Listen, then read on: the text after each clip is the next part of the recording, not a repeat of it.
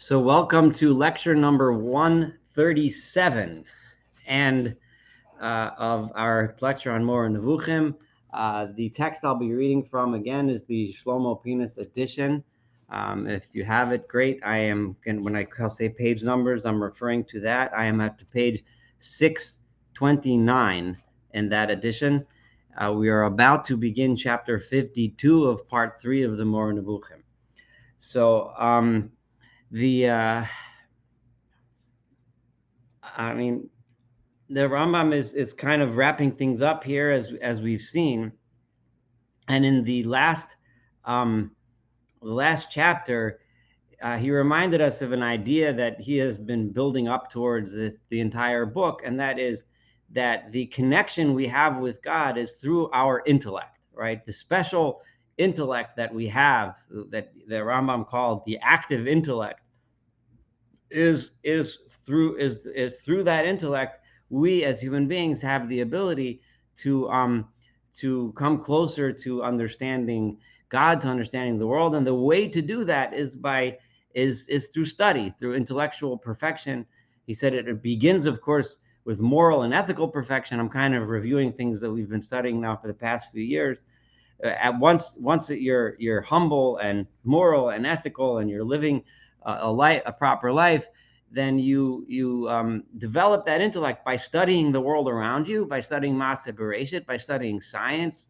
That's what we would call it today. Science and philosophy, in his day, they were one and the same. And then after, and also, mathematics, etc., astronomy, and also then studying the Maaseh Merkava, which is the wisdom found in the Torah. And by studying these things, we develop that intellect and come closer to God. And the providence that God has over us is in proportion to the development of our intellect. So the Rambam brought us to this point in the end of chapter 51. And now he's going to continue in chapter 52. He's going to touch on some ideas that would be familiar to most of us from almost any, even if you've had the smallest amount of exposure to Jewish thought in almost any context, whatever you were into, whether you liked studying Musar, whether you'd like studying Chassidut or Kabbalah or Halacha, or any aspect of Torah that you liked, you're going to see some of those things. The Rambam is going to touch upon the idea of living our lives as if we are in the presence of God, right? However, he's going to have a uniquely Maimonidean twist to that idea, right? As we know, the beginning of Shulchan Aruch, the beginning of the Code of Jewish Law, the Shulchan Aruch starts off saying we should live our lives shivisi Hashem l'negdi tamid, always imagine that we are in the presence of God, and thus that would influence us to behave appropriately. So that idea is found throughout, regardless of what school of thought within Judaism you subscribe to or study. That idea is ubiquitous.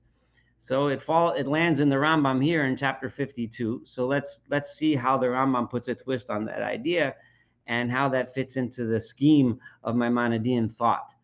So and remember what I told you about the intellect, because that's crucial to understanding how Rambam looks at it from his unique perspective. So at the page, chapter 52, page 629, man does not sit, move, and occupy himself when he is alone in his house, as he sits, moves, and occupies himself when he is in the presence of a great king, right?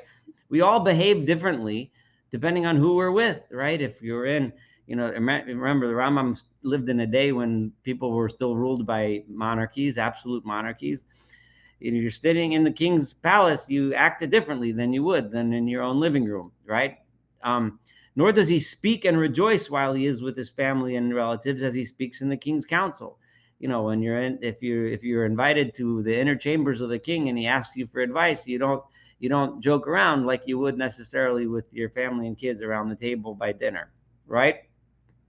Therefore, he who chooses to achieve human perfection and to be in true reality a man of God must give heed and know that the great king who always accompanies him and cleaves to him is greater than any human individual, even if the latter be David and Solomon, right? When we are in the presence of God, there is no human being that can compare to living in the presence of God. Now, I'm going to remind you, think screw your Maimonidean head on for a moment, right? And in order to understand what he's about to say. And what I mean is that think, according to Rambam, the connection, the unique connection we have with God is through our intellects, it's through our minds, right? In other aspects, you might hear in other parts, schools of thought in Judaism, you'll hear speaking of a soul and so on. In the Rambam, that is all what resides in our head, in our mind, in our focus, in our knowledge base, in the truth that we've achieved, in our elimination of nonsense from our head and filling our mind with this knowledge, which is in the Rambam is a conduit directly to God, right? So this king who cleaves to him and accompanies him, who is this king that we are attaching ourselves to? Who is this king? Where do we find this king, this God that we are in his presence all the time? Is the intellect that overflows towards us and is the bond between us and him with a capital H, may be exalted. So what's going on in our hearts and minds is the actual connection in Maimonidean theology to God, right? So in other words, remember, if we go all the way back to the beginning, one of the first lectures that we had, right? What did it mean according to Rambam when it said in the beginning that that the human being is made in the image of God? According to Rambam, that meant, right? That meant that we have a direct connection to God through our intellects, through our minds. That is how, and through achieving truth in our hearts and minds, that is our connection to him. So just as we apprehend him by means of the light which he caused to overflow towards us, remember Rambam explained how knowledge flows from the upper echelons all the way down to us, right? That now, remember, Rambam explained it in terms of Aristotelian physics, if you recall. According to Rambam, this is a scientific idea, right? We seem to think of this as a spiritual notion and separate science from religion. Rambam didn't have that separation. Right? In the Rambam's scheme, this was our actual connection to God. This is the actual way that we tap into that the power of the Creator, right? And he explained it with principles of Aristotelian physics, if you recall, way back in the first part of Moreh Nevuchim, which we studied about 3.5 years ago, right? Just as we apprehend him by means of that light which he caused to overflow us, as it says, in thy light do we see light, so does he by means of this self-same light examine us. In the same way that we achieve our understanding of him, he is also looking at us and seeing what we're thinking, what we're doing, how we're acting. Remember, the providence that God has over us is in proportion to our connection to him through that intellect. So he's seeing us, right? Examining from on high. Can anyone hide himself in secret places that I cannot see him, God says. Understand this well. So know that when perfect men understand this, right, they achieve such humility. Now this is, I cannot possibly tell you how beautiful this idea is and how important this is to understanding the idea of the Rambam. I've contended, and I wish I have a lifetime long enough to write this book, but my understanding of Moreh Nevuchim is an understanding of humility, right? I think that the bottom line to understanding this entire work is understanding humility. And why is that? Because ultimately, when one understands that what we have in our minds and in our hearts is our connection to God, right? We understand that those things that we think make us special and us unique, right? What do we think about when I want to be proud of myself? I'm a good doctor. I'm a good father. I'm a good this. I make good decisions. I'm smart. But the bottom line is all that is nothing in comparison to what it really is, our connection to God. But it's minuscule in comparison to God. It's nothing. So whatever I have is straight from him. I'm a zero, basically. It hits you with this tremendous amount of humility, tremendous amount of that ultimately we think we know and understand things, but ultimately God is something is an entity that's completely unknowable to us, right? So they achieve such humility, such awe and fear of God, such reverence and such shame before him may be exalted, in ways that pertain to true reality, not to imagination, right? Because when we recognize the true reality, just how small we are in the scheme of the knowledge that's out there, the knowledge that it would take to create a universe, It's so beyond our ability to comprehend. We realize just how tiny we are. This is an incredible idea, because for so many times we hear people talk of the arrogance of religious people, right? Who think we know things, right? We think we know God, so we're better than those other people who are not. And unfortunately, there are religious people that walk around being arrogant. The Rambam is here to tell us that it's just the opposite. That a true religious person in Maimonidean thought is someone who's struck with incredible amount of humility, incredible amount of understanding how tiny and puny we are. This is not the first time Rambam mentioned this, but he's reminding us now near the end of the Sefer, in order to remind us of this crucial idea that we're filled with this incredible humility. We see this reflected throughout the Rambam. When we learn Hilchos Yesodei Torah, right, the laws of the foundations of the Torah, in Rambam's Mishnah Torah, right, he expresses the same thing, same idea, but in language that would be more appropriate for the general masses, the general public. So I recommend you look there. We've also mentioned that several times, right? And then when you realize that and how small we are, right, that their secret conduct with their wives and in latrines is like their public conduct with other people, you'd always know, no matter where you are, no matter how private you think the environment and atmosphere is, you recognize that because of your humility, you recognize how you're supposed to behave. This, as you will find, was the way of our most renowned sages with their wives. One uncovers a handbreadth and covers up a handbreadth. It's a description of sexuality between a man and his wife, but the Rambam is giving it a deeper meaning than the physical meaning. But it means in our own hearts, in our own souls, you don't let go. You don't let go of your humility, of your recognition of who you're in presence of. They also said, who is modest? Whoever behaves by night as he behaves by day. Because that's such a person is modest. Humility, modesty is the key realization that a person has when he recognizes that his brain, his mind, his everything that goes on within our souls is connected directly to God, right? Already they forbade walking about with an erect carriage because of the biblical dictum, the whole earth is full of his glory. You shouldn't walk around standing up like I'm the big guy, right? You should walk around with a little bit of humility, a little bit of bent shoulders, a little bit, humble, recognizing all the time that you're in his presence. No matter how great you think you are, look at who you really are in comparison to where everything you have comes from.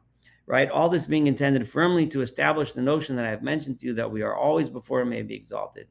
And the greatest among the sages, may their memory, avoided uncovering their heads. The whole idea of wearing a kippah, that we wear it. Why? Right? Because man is covered about by the indwelling, to remind us that we're always covered by he, the Shekhinah, he who is present. They also spoke little for this reason. Another thing is they didn't talk too much.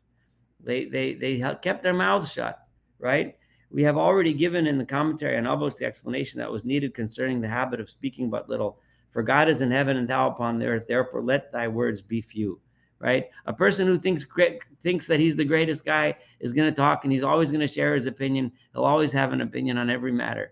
A person that realizes his humility and realizes his true place in the world will only speak when it's necessary, when he actually has something to contribute, right? We don't always have to keep our mouths open. Now, the key idea of this first paragraph, right, is not to think we're so great just because we're smart, right? Remember that Rambam told us that the world, the universe was created for every single being within the universe, not just for human beings. But what makes us special, that intellect that we have, our ability to achieve wisdom, right, is from God. So and when you realize that, it doesn't make you feel like a big shot. It doesn't make you feel arrogant. It makes you feel humble. Oh my goodness, like how small am I, right? So the purpose to which I'm at the bottom of page 629 now, to which I have drawn your attention, is the purpose of all the actions prescribed by the Torah. Remember, I translate the law as the Torah, which is consistent with many of the other translations, right? The idea here is the actions that we do, the Torah tells us to go through these motions, right, is in order for us to recognize this and understand that, right? Now, why is that? why is actions important? And this is, I'm going to save for my own commentary here. It's just based on what we've studied. I believe what the Rambam means here is that we think we have the right to decide what to do, right? Because we have this intellect and the ability to decide whether or not we're going to do X or Y, right? Right. So, but when we act that way, when we take it in our own hands and say, I'm going to decide what I'm going to do because I can make the decision, because I'm smart, because I know the right thing, because I, right? Right. What happens is that you can only do that in a world where actions aren't prescribed to you, where there's nobody telling you, no, you can't do this on Shabbat, right? No, you can't eat that food because it's not kosher. No, you have to do this now because now that's the proper time to do this, right? When the Torah prescribes us actions and makes us live those things, the Torah is telling us it's not, we think we have the right to make these decisions, but we don't, right? So by doing those actions, we're giving up a little bit of that autonomy and we're acting out that humility, right? So I just turned the page to 630. And through the repetition that some excellent men obtain such training that they achieve human perfection. This is the way the actions of the Torah bring us to that humility. It reminds us, in case for a moment you think you're really the top guy and you think you're the most awesome guy in the world, right? Remember, no, you're not, right? And because that's not what you're supposed to do, right? You think that it's okay to fiddle around financially with a deal on your friend because you think it's okay, because you make up all kinds of justifications in your brain. But God says no, right? You're not supposed to, right? So they fear and are in dread and awe of God may be exalted. And that reminds you that we need to be afraid because there's someone else. There's another entity. There's a creator of the universe that created this world for a purpose, right? And by defying those rules, you're defying that purpose, right? And know who it is that is with them, and as a result, act subsequently as they ought to. And when you remember that it's God that gave us those rules, you remember to be humble. So the key purpose of the laws of the Torah, again, and the key purpose, in other words, the purpose of our actions and the key purpose of developing our intellect is both to achieve humility. That's what the Rambam is saying here, right? He may be exalted, that's he with a capital H, has explained that the end of the actions prescribed by the whole Torah, and what does it all bring to, right, is to bring about the passion of which it is correct that it be brought about, right, as we have demonstrated in this chapter for the benefit of those who know the true realities. Ultimately, where do you go? Is it to break us? Is it to make us feel humble and meek and just be shaking all the time in fear and awe? No, it's to bring us to a tremendous amount of passion, right? I refer to the fear of him may be exalted and the awe before his command. As it says, if thou wilt not take care to observe all the words of this Torah that are written in this book, that thou mayest fear this glorious and fearful name of the Lord thy God, right? Ultimately, it's going to bring to what the Rambam is about to tell us, it's going to bring to love, but give him a chance. Consider how it is explicitly stated for your benefit that the intention of all the words of this Torah is one end, namely that thou mayest fear thy name, and so on. The fact that this end is achieved through actions, you can learn from its dictum in this verse, if thou wilt not take care to observe. It's very, very important to understand that this dual idea is really the fundamental foundation of Judaism vis-a-vis other religions, specifically Christianity, in which the actions are not emphasized, right? In which faith and what your emotional and intellectual connection to God is emphasized. Here Rambam is saying, no, we believe it requires two things in order to get there. Action brings to fear, because through action you understand you understand the limitations of your own choices, of your own intellect, and then intellect brings you higher. And hold on, I want to finish because this the next step. For it has already been made clear that this referred to actions prescribed by commandments and prohibitions. There's no such thing as these prohibitions not being relevant anymore, the mitzvot not being relevant anymore. These are crucial to achieving fear of God, right? As for the opinions that the Torah teaches us, once those actions instill in us this humility, then the opinions, meaning the ideas, the concepts, the notions, the feelings, the emotions, namely the apprehension of his being and his unity may be exalted, these opinions teach us love. Once we gain that knowledge and we appreciate God, yes, we achieve humility, we realize how small we are. But when we recognized how vast and both how simple and unified God, the concept of God is, but also how vast and incredibly beyond our comprehension he is, and that how with incredible privilege it is that we have this relationship, even though we can't describe it or define it, that leads to love, an incredible amount of love of God, right? Because you know what the Torah said, the Torah laid stress upon love with all thy heart. We say that in the Shema every day, several times, right? With all thy heart, with all thy soul, and with all thy might, right? So we go through those steps. Yes, we start with awe, we start with fear, we start with humility, but ultimately that brings us to a tremendous amount of love for God, who with whom we are privileged to have this relationship. For these two ends, namely love and fear, are achieved through two things: love through the opinions taught by the Torah, which include the apprehension of his being as he may be exalted is in truth. When we truly, truly understand God, right? While fear is achieved by the means of all the actions prescribed in the Torah, as we have explained. So again, fear is what we achieve going through these motions, recognizing that we are not truly free to do what we want, what we think is right. We humble ourselves before God, and then we achieve knowledge, and we eventually achieve love. Understand this summary. This is really the Rambam kind of summing up all the ideas we've been discussing all these years and coming to a Maimonidean understanding of what our relationship with God is supposed to be like. We definitely will have time to do the next chapter 53, but I'm going to stop in case there's some questions or comments before we go on what we just studied together.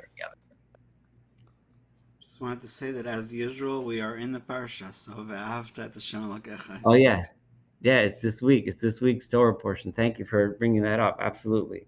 Yeah, there's always this is not necessarily what Rambam would have said, but there's always some mystical special sign, when we're studying something together and it happens to coincide with the weekly portion.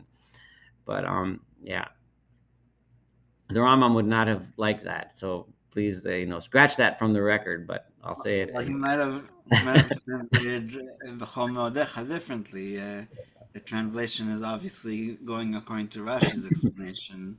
Yeah, There's many explanations to that word, and yeah, um, yeah. I And just maybe this is not appropriate, but in Life of Brian, well, in the old days, people used to measure things based on how negative they felt about it. Today, we learn that it's better to say how much positive, right? So they asked Brian, how much do you hate the Romans, and he says this much. right. Like uh, today, it's like even for children, it's easier to say, "B'chol mo'odecha" is how much do you love God, and I think we try to give our own perspective, but of course, there's other perspectives. Yeah. So. And here we've just heard what Rambam's perspective on this crucial love and fear of God is, and the summary, right? As he said, understand this summary. Those were his final words of this chapter, right? Because it's a summary really of everything that he's been teaching us until now. The summary of all. Remember, he gave us tons of reasons for all the mitzvot. We went through months and months and months of studying that. The bottom line is all the mitzvot lead to yira, lead to fear of God, right? And he talked about so much about what God is, what God isn't, how to define him, how to understand him, how to search for truth. All that stuff boils down to what? It boils down to that knowledge is how you gain love, right? That's how you achieve love of God.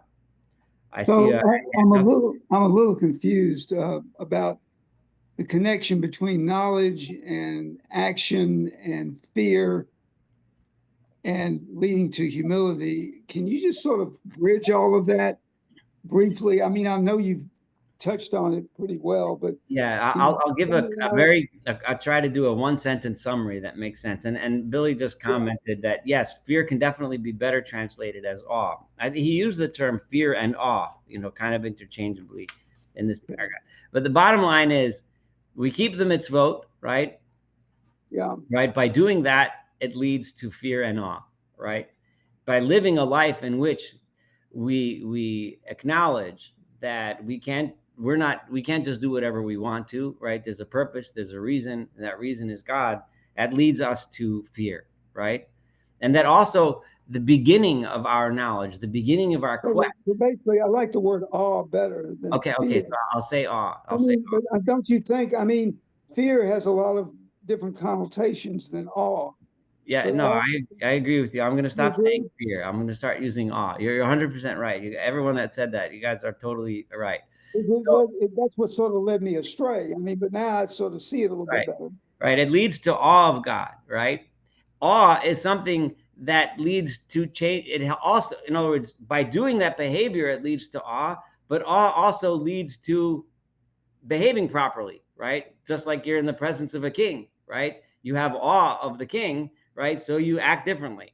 So it kind of, and that feeds on each other. And as your knowledge increases, right? And as your humility increases, right? And as your awe of God increases, you eventually develop, and yes, Leslie, respect is a very good term too. You develop respect for God, and eventually knowledge of him leads to love, right? It starts with the fear. It might be worth pulling up Torah. Yeah, I think we have 2 minutes. Let me pull it up online so I can read what he writes in Yisodei Torah. Okay, it'll take 2 minutes. When he says knowledge, he's saying knowledge of Torah alone, and acts of Torah and acts of following Torah, or is he including the other things he's talked about in terms of scientific knowledge and philosophy and those things? Well, at the start, at the beginning, he's talking specifically about the Torah, the laws of the Torah. But the scientific knowledge and philosophy is part of the knowledge that we obtain and that we have to work through in order to get towards love. Gotcha. All right. I wanted to pull up. He's including all of those things in lessons. Do you think or not? Wait, I just want to give me a second. Well, we talked only because maybe it was with Bruce Roth, but also with you, that knowledge is, in the biblical sense, is the intimacy. It's not intellectual. Rambam does give this example, but in a different way. But I know what my wife's favorite chocolate is, and that's intimate. Meaning the rest of the world doesn't need to know that, but you know, and I know what her favorite color is, and etc. So we know what is what works for us with our relationship with God, as if God was our intimate partner, and that's the real knowledge, not what, because in your brain you can have Aristotle, who was not a moral person, and yeah, so he knew all kinds of things, but he didn't practice them, and so maybe that's the connection that Jack is looking for. I think that's part of it, but then also in my world, in my scientific world, the knowledge of what DNA does and how it acts and how the action within a cell is so complex. To me, that creates awe. Just as knowing what your wife's favorite chocolate is, or what God says or wants. You know, so different people, I guess, have different approaches to what they think. I think it definitely does, you know, lead to awe. But I want to read to you what the Rambam says here, because we want to know something more simplified. So the Mishnah Torah was written for the general public, right? Not only the secretive, lucky people like us that could study the Moreh Nevuchim. So in the Mishnah Torah, the second chapter. So I'm going to, a little preface. So he doesn't talk about keeping the laws here, but he does talk about how you start with awe and then you eventually get to love. So I'm going to say in my own words, step A is do the mitzvot, right? Do the actions, right? Because, in other words, live the life the way you're supposed to, right? Live your life the way you're supposed to, because that will begin the process of instilling fear. I'm sorry, awe, excuse me, right? Awe and respect, right? So that will begin the process. But then how do you go from there to awe, to deepen that sense of awe and then eventually get to the sense of love? So what's the path towards reaching love of God and awe of God? Right? When a person starts to think about God's creations, and this in Maimonidean language means science, right? In B'masav, Rambam, we know already exactly what he means. There's no secret here, right? Uveruav, and his creations, right? So in other words, we start by thinking about the natural world that's around us, Hanifloim Hagedolim, and the incredible wonders. V'yira mehen chachmaso, and we see the wisdom of God, she'ein la'erech v'lokates, that there is no way to even estimate or measure it. Miyadhu ohevu mishabechu mifoer. Immediately one is overcome by a sense of love and praise, right? Umisavet tava gedola, and you're filled with a desire, leida Hashem hagadol, to know even more about this God, right? Kamosha Amar David, as David said, Salma nafshi le'elohim le'elchai, right?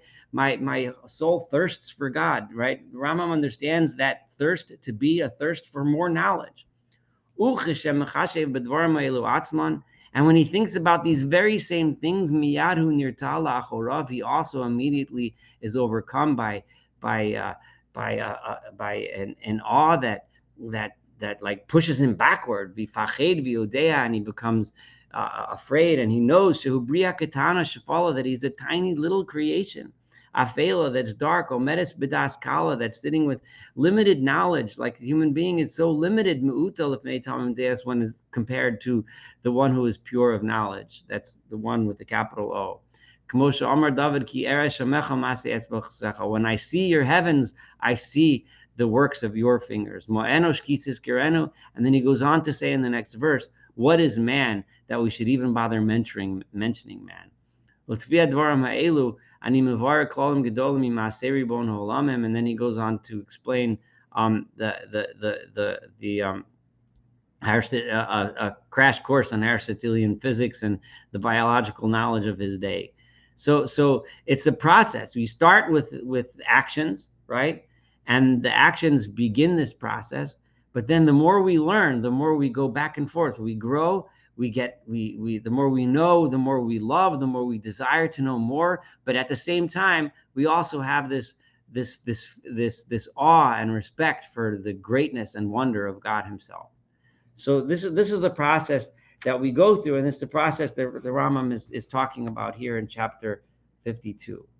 Are there any other comments on this before I go on to the next one? We can always have a chance at the end, but I definitely want to cover 53. So the 53 is going to remind us a little bit about the style that the Rambam used way back in the beginning. For those that weren't here with us then, the Rambam started the first part by giving us translations, simple translation. Well, not so simple, but translations of terms that are used throughout the Torah to show us that in order to answer many questions, many things that perplex us about things we find in the Torah that don't seem to jive with that which we know scientifically and philosophically to be true, the first thing to answer is to understand is study the text and learn the words and know what those words are referring to, right? That was the Rambam's first key to getting out of our state of perplexion, right? Is you think there's a contradiction because you're not reading the terms right. You're not understanding what the Torah is actually saying, right? And he gave us all kinds of examples. So now, he already talked about the meanings of some of these terms, but right now he's specifically going to talk about three terms with which we know from the Torah that God relates to us in these three ways, right? Now, chesed, which is generally translated as kindness or loving kindness, right? Mishpat, which is generally translated as judgment, and tzedakah, which is generally translated as righteousness. I say generally translated it because after we study this chapter, we might change our minds, at least according to Rambam, and exactly what the correct translation into English would be, right? But so this chapter includes an interpretation of the meaning of those three terms. We have already explained them at the bottom of 630 in the commentary on Avot, that the meaning of chesed, what does chesed mean, right? Which we usually translate to mean kindness.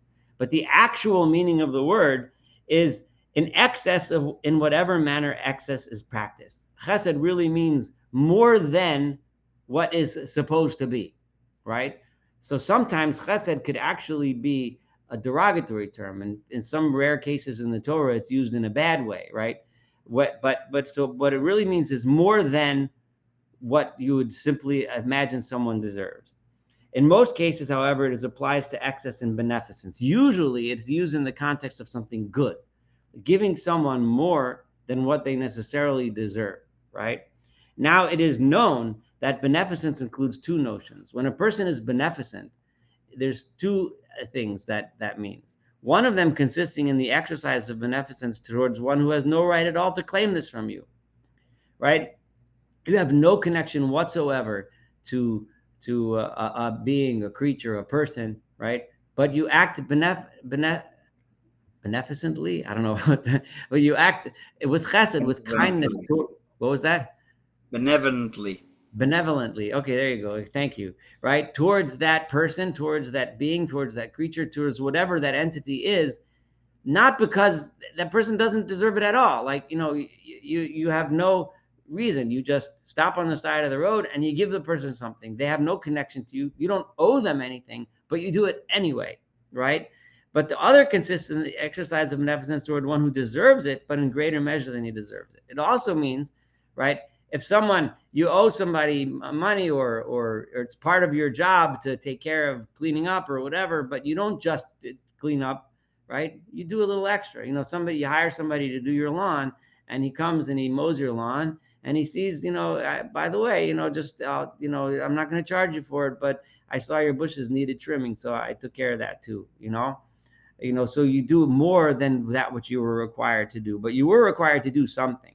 In most cases, the prophetic books use the word chesed in the sense of practicing beneficence toward one who has no right at all to claim this from you. I'm not going to go through an analysis of every single time that in the Torah and in the words of the prophets, the term chesed and kindness is used to challenge the Rambam on this statement. But we'll have to trust the Rambam's knowledge of Tanakh, and that is that most of the time when the prophets use these words, chesed, they're referring to kindness in cases where the person doesn't deserve any kindness at all, but it is given anyway, right?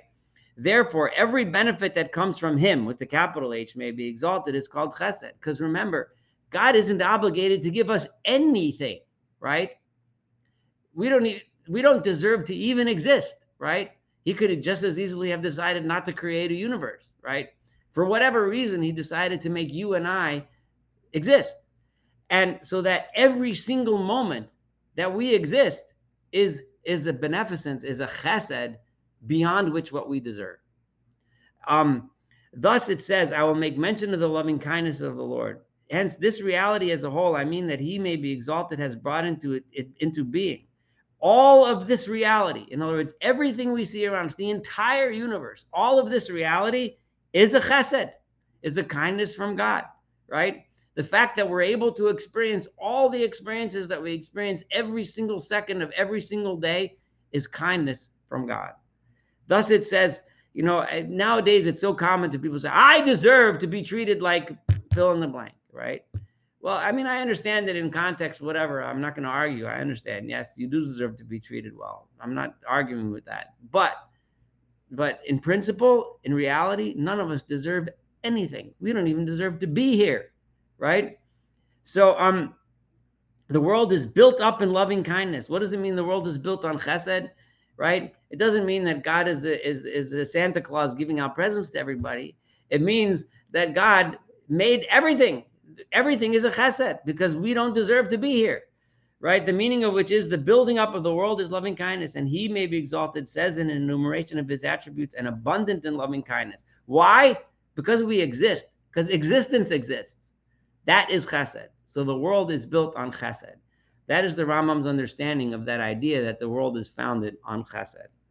The word tzedakah, right? When we say the word tzedakah, which is often translated to charity, we often use, in modern Hebrew, we use the word tzedakah when we refer to charity. tzedakah, as it appears in Tanakh, is usually translated, though, as righteousness, as being righteous, which is not the best translation. Tzedek is really best translated, the Rambam says, which means justice, right? Because as we say, we use in the Torah the term, right? B'tzedek tishpot am yisachar. We should judge with justice, right? And the person that wins in a court case, and in a proper court case, where after deliberations, that person is the tzaddik. He's the one that had the tzedek was on his side. Justice was on the side of the person that wins, right? Justice being granting to everyone who has a right to something. So justice is a different concept, right? That's a concept where you win in court because you were right, because you deserved it, right? That's different than chesed, right? And giving to every being that which corresponds to his merits. So if we do something nice and do something good, and then we achieve some sort of a reward for that. If I go and treat somebody nicely, and then the next day I need a favor and he does it back, right? That's tzedek. I achieved that. I earned that, right? So if we act in ways that we're supposed to act in relationship to our obligations towards God, and then we achieve something good in this world because of that, well, that's tzedek. That's a different kind of relationship that God has with us. But in the books of the prophets, fulfilling the duties imposed upon you with regard to others is not called tzedakah in conformity with the first sense, right? So it's not called tzedakah, right? When you do what you're supposed to do, and he's going to explain what he means. For if you give a hired man his wages or pay a debt, that's not tzedakah, right? If I hire a guy to do my lawn and he charges me $100 and I give him $100, that's not tzedakah, right? If he does my lawn in exchange for $100, he's not doing tzedakah for me either, right? On the other hand, the fulfilling of duties with regard to others imposed upon you on account of moral virtue, right? However, when you do something because you're a good person, because of something special about you, not because you're obligated to do it, but because I feel morally bound and ethically bound to do something right, to do it the right way, to do it honestly, to do it appropriately, that, such as remedying the injuries of all those who are injured, right, is called tzedakah. Now, this reminds me of something that Jeffrey sent me in an email. Remember last week somebody asked about how Rambam died, right? There's a Maimonidean scholar who's named Chacham Faur, F-A-U-R. I forget his first name. Incredible, a very important Maimonidean scholar. I'll say up front, I've read some of his books, and I kind of understand Rambam a little differently than he does, but mostly because I was influenced by the Straussian school and the Shlomo Pina school, which were reading his thing. That's my own thing, but that's kind of off topic right now. But he's an incredible scholar at a lot of things. But apparently, Jeffrey showed me something where he had a basis to say that the Rambam actually died while treating his patients for a plague, and he ended up contracting the transmissible disease and died from it, which certainly fits the story, and certainly fits our understanding of Rambam's devotion towards his patients. And the Rambam is saying over here his example. What's his example of tzedakah? Right? Remember, the Rambam was a physician. That's how he earned his livelihood. But his example of tzedakah is remedying the injuries of all those who are injured, going way above and beyond the call of duty. When we read descriptions of Rambam's life and his devotion to his patients, no matter how rich they were, no matter how poor they were, no matter whether they were Jewish or Muslim, whoever walked in his door, he tended to, right? And that's what he calls tzedakah, not because they deserved it, but it's because his moral quality was such that I will be devoted to helping others, right? That's tzedakah, right? It's not tzedakah when I do what I'm supposed to do because I was hired to do it. It's tzedakah when I go way above and beyond the call of duty, right? Therefore, it says with reference to the returning of a pledge, right? And it shall be tzedakah unto you. So that was talking about the case there in the Torah is where, I lend you money, right? And you don't have the money to pay back. So I take a collateral, right? So you say, what, here, you can hold my nice coat, right? And that you can hold as collateral in case I don't pay you back, right? So the Torah says you should do tzedakah, right? Tzedakah by giving, if it's cold, go give him his coat back, right? Don't hold on to it. He needs his coat, give him his coat back, right? That's tzedakah. Why? Because technically speaking, right, I have a right to hold your coat, right, because you owe me the money, right, and it's collateral. But the Torah is telling you, no, maybe you do, but that's not tzedakah. That's not what tzedek is. Tzedek means go above what you do, right, and give him his coat, let him be warm when he needs his coat back, right. Therefore, it says with reference to returning a pledge, and it shall be tzedakah unto you. That was the case that Torah was talking about. For when you walk in the way of the moral virtues, you do those things that are morally right, right, not because you have to or you're supposed to based on justice, simple justice alone, but because it's the moral thing to do, then you do justice unto your rational soul, right? Giving her the due that is her right. That then what are you doing? Then you are helping out. Remember, the Rambam's foundation of the only way to achieve for the rational soul to achieve the knowledge. The Rambam was talking all about this knowledge, but if you're not a good person to begin with, you can't even start on that path. If you have those moral virtues, that is necessary. That is a necessary prerequisite in order to achieve that intellectual level that he was discussing before, right? And because every moral virtue is called tzedakah, right? It says, and he believed in the Lord, and it was accounted to him as tzedakah, right? That this tzedek, this moral virtue, is what's necessary for us. And if you think about it, it makes sense, right? A person who is a good person, who's motivated by desire to help others, right? Not just to do what's right, right? But he's doing it because he really wants. Which scientist finds the cure for cancer? It's the person who's morally motivated to help people, to do something good. So he or she spends the extra hour in the lab, spends the extra time, even if they're not getting paid to do it. They sometimes have to buy supplies on their own, even though their company doesn't want to supply it. Because why? Because they feel morally they need to pursue that knowledge in order to help others. The only way to achieve knowledge is to have moral virtue in the first hand. If you're the kind of person who just does what he or she's supposed to do, because that's you need to punch in and punch out at 9 to 5, you're not going to be the one that's gonna find a cure for for some terrible illness. You're not going to be the one that's going to help others. And the doctor's office closes at 3 and a person needs your help and they walk in at 5 after 3, a person with tzedek is the person who's going to let them in and help them. I refer to the virtue of what was the virtue that Abraham had when he said that verse that we just quoted, the virtue of faith, meaning, and it does not, the word faith here means the pursuit of understanding of God, like the Rambam has been interpreting it. This applies likewise to this dictum may be exalted, and it shall be tzedakah unto us if we take care to observe. And why is that tzedek? Because tzedek only comes if you have moral virtue. So again, we have the meaning of the word chesed, right?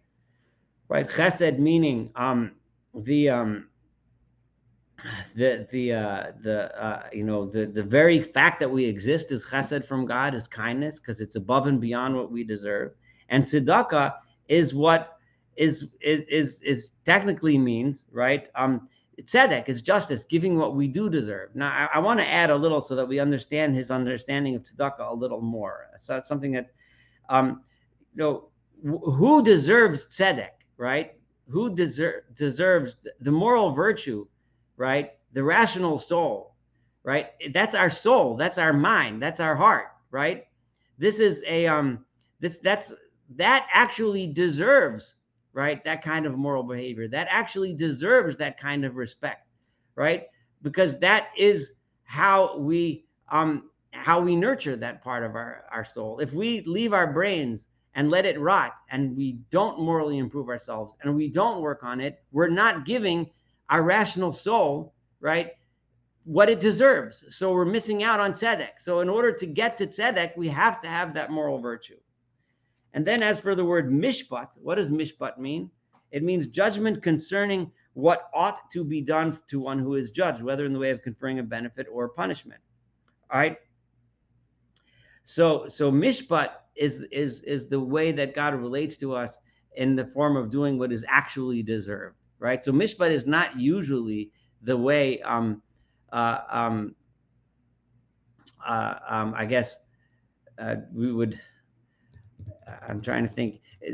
Well, it is often, it says Tzedek Mishpat, justice and righteousness. It's often used by the prophets as the way God relates to us. But so here Rambam is melting it down into three things. There's Chesed, there's Tzedek, and there's Mishpat. All three are the ways that we relate to him and the way he relates to us. Thus, it has been summarized that Chesed applies to beneficence taken absolutely, right? In other words, given just because. Tzedakah, to every good action performed by you because of a moral virtue with which you perfect your soul. Tzedakah is everything we gain by perfecting our souls, right? And Mishpat sometimes has its consequence punishment and sometimes the conferring of benefit. Mishpat is sometimes God judges us by giving us a reward, and sometimes he judges us by giving us a punishment pending our behavior. When refuting the doctrine of divine attributes, way back in part 1, right near the end of part 1, when the Rambam was very insistent that we cannot describe God by any attribute, that there's no word that we can use to describe him. And the only way to describe God is by saying what he's not, right? And then he had to deal with what about those times when God is described in the Torah and in the words of the Chazal and the rabbis and so on.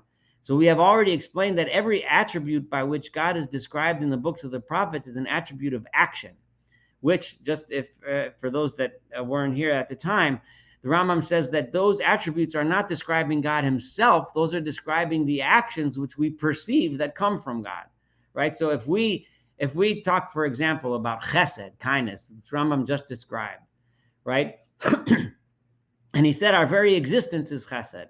So we perceive kindness coming from God because we exist and we have pleasure. I had a good piece of bread. It was really fresh bread I had, before we started the lecture. It was very delicious. I derived pleasure from it, right? That was an experience in this world. That was chesed. There's no reason why I necessarily deserved that, right? But but our experience of God is an experience as if he could be described as someone of chesed. But you can't describe God in any way because he's God. Can't be described. Accordingly, he is described as a chassid, right? Someone who has chesed, who has kindness, because he has brought the all into being as tzaddik, because he made us all who we are. We call him tzaddik. We call him just. Because of his mercy towards the weak, I refer to the governance of the living being by means of its forces, right? What does it mean that he has mercy on the weak? He gives the people strength to get through the problems in life, right? And as judge, we call him a judge because of the occurrence in the world of relative good things and relative great calamities. We see sometimes great things happen to people. We see sometimes terrible things happen, and we understand them as coming from God in some way, right? So we call him a judge, not because we can describe him that way, but because that's how we experience his actions, necessitated by judgment that is consequent upon wisdom. The Torah uses all three terms. Shall the judge of all the earth, tzaddik and upright is he, and abundant in chesed. These are the three ways in which we as human beings experience God. In interpreting the meanings of these terms, it was our purpose to prepare the way for the chapter that we shall bring after this one. So now that we understand the three ways in which God relates to us, we'll be able to understand chapter 54, which we're going to do next time, and with which the Rambam ends the book. So I don't know if we'll finish the entire 54 next time. There's a good chance that we will. So next lecture may be the last one.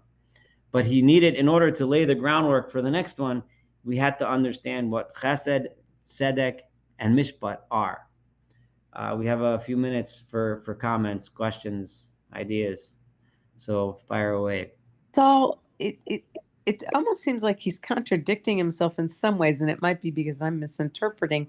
But the idea of judgment and punishment, that, when bad things happen, it's because oftentimes it is because of our actions, but sometimes bad things happen just because. And it's hitting home because I'm dealing with patients who, have been told, well, if you just prayed harder or believed harder, you would be able to walk. There's no reason for you not to walk, even though you might have an injury, but okay. And God can heal you, and you obviously don't believe enough.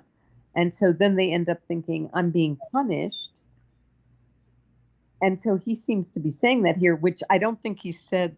I think I understand why you would say that, what you're saying completely. I don't think he meant it this way, because here he really, it was a very brief mentioning, right? We do call God a judge because on some level we do experience the world we live in as judgment. There are consequences to what we do. If somebody decides to drive drunk and he gets arrested and thrown in jail for a DUI, right? It's a direct consequence of his actions, right? But yeah, the bigger picture he discussed in much more detail. And then you're right. At those times, he said, they definitely acknowledge that there are a lot of things that don't, fit our sense of what justice should be. That bad things happening to good people, or vice versa, etc. But here he's just saying that we do experience our relationship with God as a judge, right? We do experience consequences to our actions. It doesn't always work out or seem to work the way we think it should, right? But he's not dealing with that now because he dealt with that in more detail before. But I think it's right to say that we experience all of these things. We experience God as chesed, right? Every time we have an enjoyment in life that we don't our very existence, right? We experience God as tzedek, right? Which is, right, we deserve, right, to have a relationship with God. We were given a mind, we were given a heart and a soul, however you want to, whatever word you want to use, right? We deserve to have the opportunity to develop that and to develop a relationship with him. And we also experience God as a judge, right? We experience punishments and rewards. They don't always make sense to us, but we do experience them.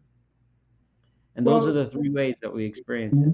I feel real good about the first two, especially the Hesed thing, because, the fact that we're even here is just because of God's loving kindness toward us. He didn't have to do that. He still doesn't have to continue to do that. Yep. But he set it in motion, and he did things, and it was through loving kindness that happened. And I can understand, you earn what you get and so forth. But one thing I don't understand is what exactly he means by God's judgment based on his other statements. Right. His other statements about what judgment really is and what the consequences are, and God doesn't necessarily come down and strike you with a lightning bolt, that these things are basically your understanding of Torah and your understanding of what you should do really shapes what happens to you, good or bad, statistically. So how do you round that out? How do you round that in your mind, the judgment thing? I mean, we have talked about God's judgment and providence and theodicy, on many occasions before. I think that right now, at this point in our lives, we do experience God's judgment. Now, it doesn't work like a lightning bolt, right? It works in consequences to our actions, right? And consequences. Right, that's what I'm saying. But so I wanted you to really explain more about what you think Rambam means by God's judgment. Can we sort of? Well, I think what he means is that he set up the world in such a way that there are consequences to our actions. The way nature works is that what goes around comes around, right? What we do, right, has consequences. That's true, but how do you explain things like, and again, I'll just give what's been recent, people with paraplegia or, something that had nothing to do with their action.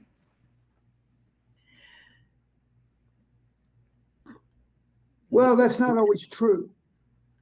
Some paraplegics do things that create sometimes it's truly an accident. But sometimes it could be a result of paraplegia because of their decided to take the risk of jumping off a cliff, going cliff diving, but you didn't jump far enough, right? Or to ride a motorcycle at 100 miles an hour. That's right. That's a whole different. Right. What I'm saying, but that's many times if you look at paraplegics, and I worked at Spain rehab for 3 summers and dealt with paraplegics, and it basically, most of the stories were something people did to themselves. Not always, but most of the time it was something that people did to themselves. So Yeah, but remember, these are very good questions, but I don't think Rambam is dealing with this right now. I Okay. think he dealt with it before when he talked about the problem of evil. You can go back to those And that's lectures. why it sort of didn't fit, right? Yeah, no, but back then we were still left with some questions, but some of the answers he gave was many times there are consequences of our actions, right?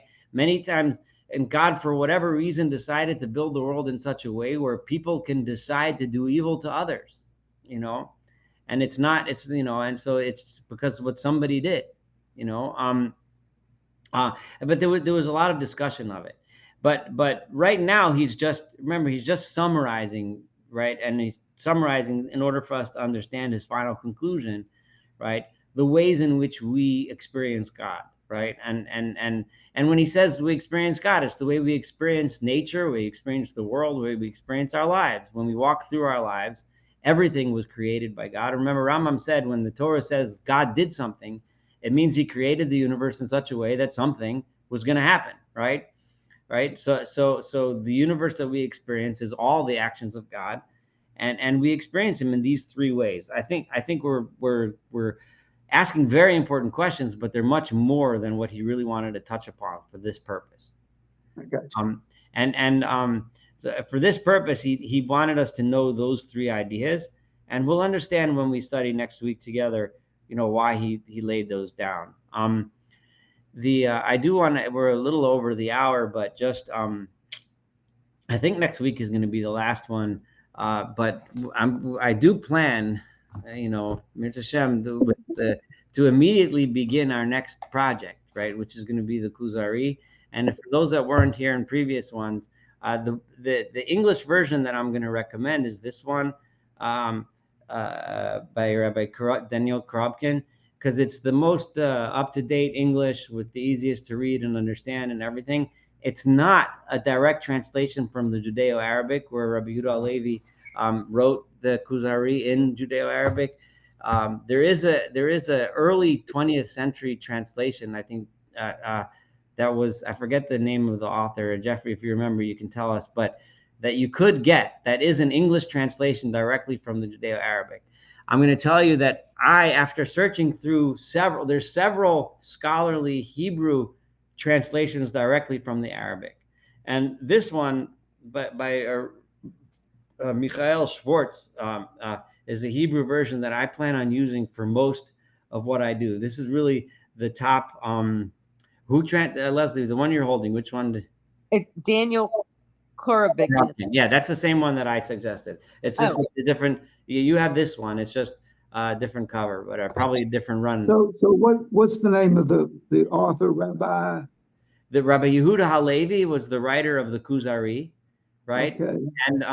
And I'm going to be using as this Hebrew version. I might use Rabbi Kapach's Hebrew version, but the English version is what? Who authored the English version? The English is Daniel Korobkin, Rabbi Daniel Korobkin. How do you spell his last name? Korobkin. Say it again. Text. Korobkin, Korobkin, Rabbi Daniel Korobkin, Korobkin. So and I wish there was a modern English translation direct from the Arabic, but there isn't. So if one of us wants to write it, you're welcome to learn Judeo-Arabic and do it. But so I just wanted to give you time to get it, because I do plan on starting right away. And I have a lot to say. I'm going to give a little introduction, tell you about Rabbi Yehuda Halevi's life, and why it's these two philosophical works of Rambam Or Nevuchim and Rabbi Yehuda Halevi's Kuzari were both written at approximately the same time. Rabbi Yehuda Halevi was a generation earlier than the Rambam, but they were both born and raised in very similar environment in Andalusia and Spain, which was flipping back and forth between the Muslims and the Christians at the time. They both spoke Judeo-Arabic. They both dealt with a lot of the similar philosophical issues. and they both laid foundations for Judaism that reverberate to this day. But they're both extremely different, very different, very different. And I think understanding these two works, and you will get a really, really deep understanding of a lot of the philosophical and religious conflicts and differences that live within our religion of Judaism to this day. You'll get an understanding of how we got here when you read these two.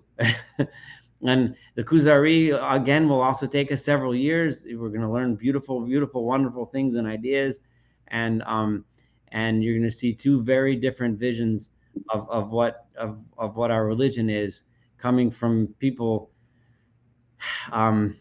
at a very fascinating time in our history. So I look forward to studying it with all of you, because it can be a lot of fun. But anyway, I just wanted to say that. So it gives you time to get the books ready so we can get rolling. But next week, we're still in Maimonides. We still got at least one chapter to go. So at least if hopefully next week we'll be able to do the entire chapter 54 and conclude the book. So any other comments before we close up? Thanks all. Yes? Thank you. All right. You're welcome, and have a wonderful evening to everyone. For those that didn't hear, I'm going this weekend to celebrate the birth of my grandson. I'm heading to Orlando because I have a new grandson, and his bris, the circumcision, is Sunday morning. So it won't affect my ability to be here on Wednesday. So we'll be back. Enjoy. All right. Thank you, Saul. Thank you, Saul.